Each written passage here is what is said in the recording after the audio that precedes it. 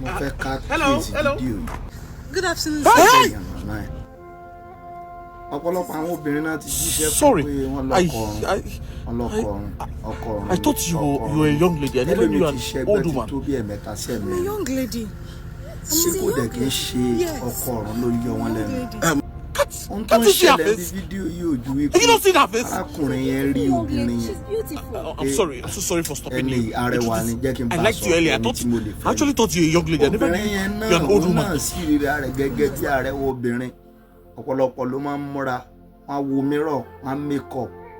Ṣùgbọ́n tẹ́ ẹ bá wo fídíò yẹn dáadáa, ẹ rí i pé nígbà tí ọkùnrin yẹn tó ń wo ojú ẹ̀, ẹ rí i pé ojú ẹ̀ di ojú arúgbó. Ọ̀pọ̀lọpọ̀ àwọn obìnrin náà wà ń ta tí wọ́n ti tó láti lọ́kọ, tí wọn ò lọ́kọ, tí ọjọ́ orí wọn dẹ̀ ń lọ. Ọjọ́ orí dẹ̀ rèé kò ṣeé fi kún, kò ṣeé rà sí tó bá fi lè tán, tọ́jọ́ bá fi lè lọ.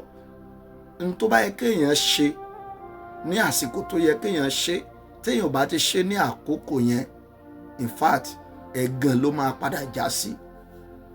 Tẹ́ bá wo fídíò yẹn dáadáa, ẹ̀rù bá arákùnrin yẹn, bẹ́ẹ̀ ni ọ̀pọ̀lọpọ̀ ṣe ń rí níwájú àwọn tó yẹ kó fẹ́ wọn. Ẹlòmíà ní relationship tó òun ní láàrin ọjọ́ méjì mẹ́ta, láàrin ọ̀sẹ̀ kan, láàrin oṣù kan, adédé dàrú. Ẹnìkan tí ẹ pè mí gbà kan á ní táwọn bá ti múra àti ṣe wedding nírìnàjò wọn máa ń dàrú.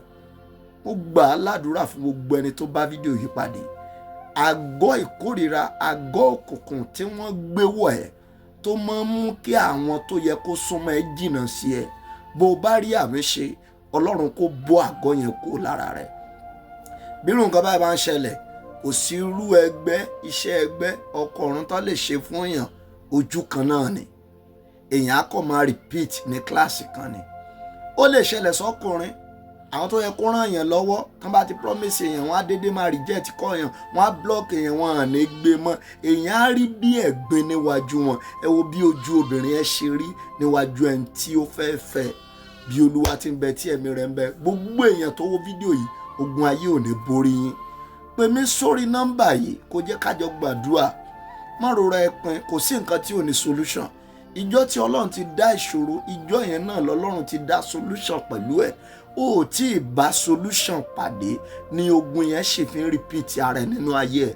0810 63 11 252 0810 63 11 252. Ọ̀pọ̀lọpọ̀ ló dá lójú ṣùgbọ́n wọn dá nínú ẹ̀mí.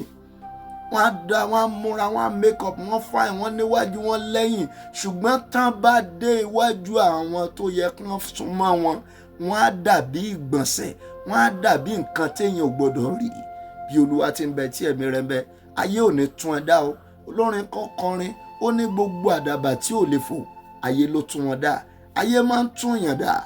Ṣùgbọ́n mo gbàdúrà fún gbogbo ẹni tó bá fídíò yìí pàdé, níbi tí ayé ti ń yọ ayé ẹ lẹ́nu, ẹ̀mí mímọ́ kó tú ẹ sílẹ̀.